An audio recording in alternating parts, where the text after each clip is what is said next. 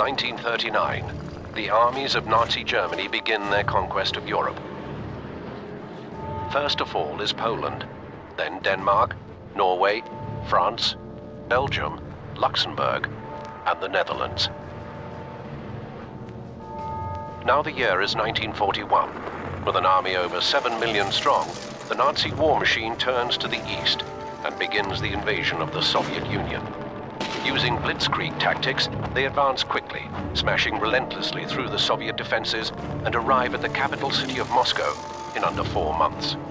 Desperately short of reinforcements, the Soviet defense of Moscow now falls to thousands of raw recruits who must hold out against the well-trained German forces in the freezing cold of the Russian winter.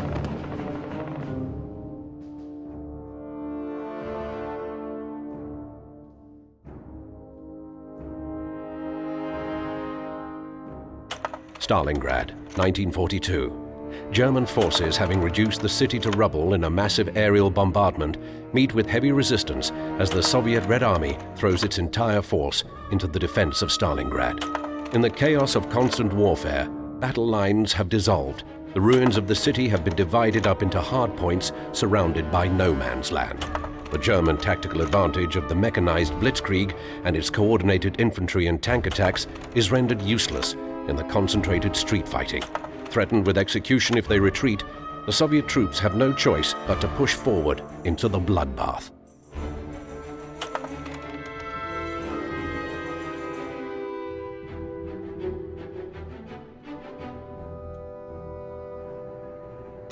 January 2nd, 1943. Surrounded on all sides by Soviet forces, the German Sixth Army at Stalingrad continues to crumble in the absence of a desperately needed supply line.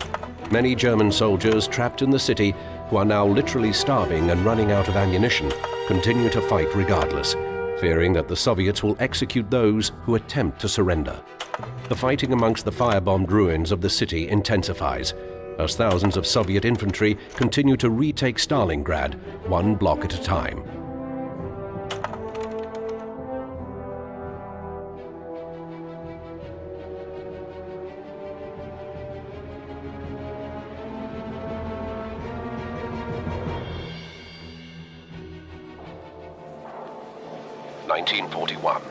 The Desert Fox, Field Marshal Erwin Rommel, arrives in Libya to assume command of the Africa Corps.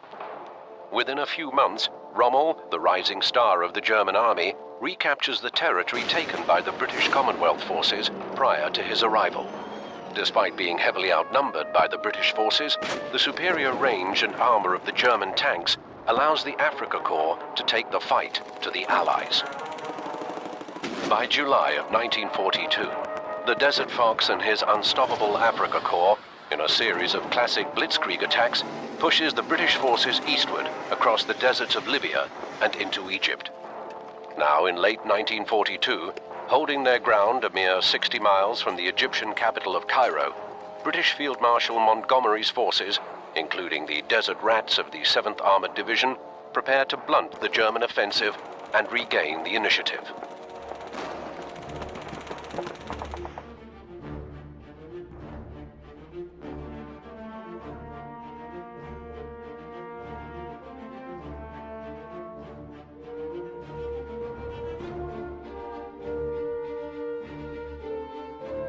Libya, 1943. The British Crusader tank enters its second year of service in the North African Desert Campaign. Desert tank warfare proves difficult and challenging for both sides. Dust clouds kicked up by the movement of the tanks and the firing of their cannons create poor visibility conditions during combat. Navigation is also a problem. The vast Libyan desert offers little in the way of recognizable landmarks.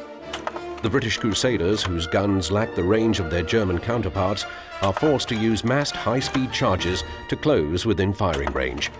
A dangerous strategy that leaves much to be desired.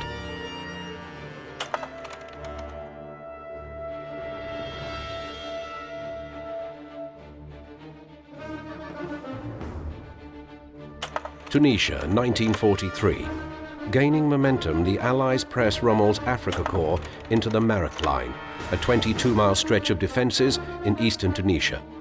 Having lost their main supply base in Libya in January of 1943, the Afrika Korps prepares to hold their ground on two sides, as they are now trapped between the American forces to their west and the British Commonwealth forces to the east.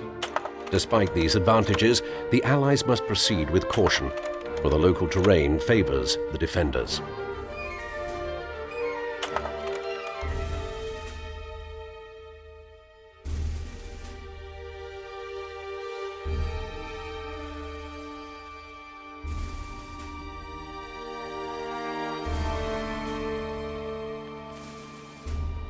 Soldiers, sailors, and airmen of the Allied Expeditionary Force, you are about to embark upon the Great Crusade, toward which we have striven these many months. The eyes of the world are upon you. The hopes and prayers of liberty-loving people everywhere march with you. In company with our brave allies and brothers in arms on other fronts, you will bring about the destruction of the German war machine, the elimination of Nazi tyranny over the oppressed peoples of Europe, and security for ourselves in a free world. Your task will not be an easy one. Your enemy is well-trained, well-equipped, and battle-hardened. He will fight savagely. But this is the year 1944. Much has happened since the Nazi triumphs of 1940-41. The United Nations have inflicted upon the Germans great defeats in open battle, man to man. Our air offensive has seriously reduced their strength in the air and their capacity to wage war on the ground. Our home fronts have given us an overwhelming superiority in weapons and munitions of war, and placed at our disposal great reserves of trained fighting men. The tide has turned. The free men of the world are marching together to victory.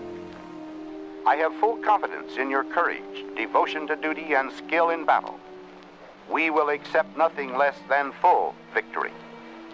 Good luck, and let us all beseech the blessing of Almighty God upon this great and noble undertaking.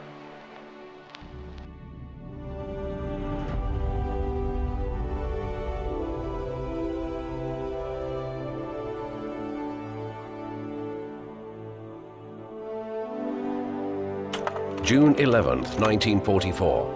Only a few miles east of the American landing beaches in Normandy, France, British Commonwealth forces struggle to capture the major city of Caen.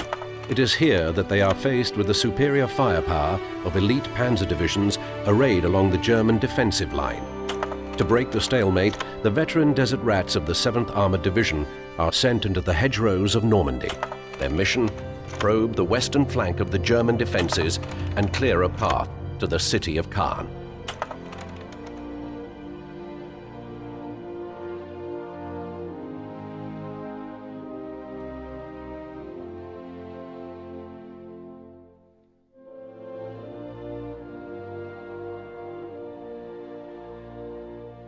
December 7th, 1944. Allied forces cross the border between Belgium and Germany, encountering heavy resistance near the town of Bergstein. Towering over the small town is Hill 400, providing German artillery spotters with a perfect view of Allied forces for miles in all directions. Devastating artillery barrages directed from the summit inflict numerous losses upon the Allies.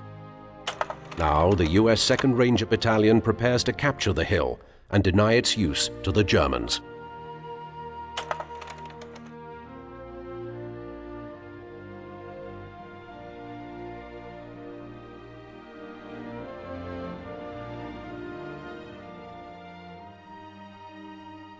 March 7th, 1945. In an extraordinary turn of events, a single bridge across the Rhine River is captured intact by the US 9th Armored Division. German forces desperately establish new pockets of defense along the length of the Rhine River in an effort to slow the Allies' advance. Then, on March 24th, a massive assault is unleashed by Allied airborne divisions to secure positions east of the Rhine. At the same time, at various points up and down the river, more Allied forces prepare to make their own crossings into the heart of Germany.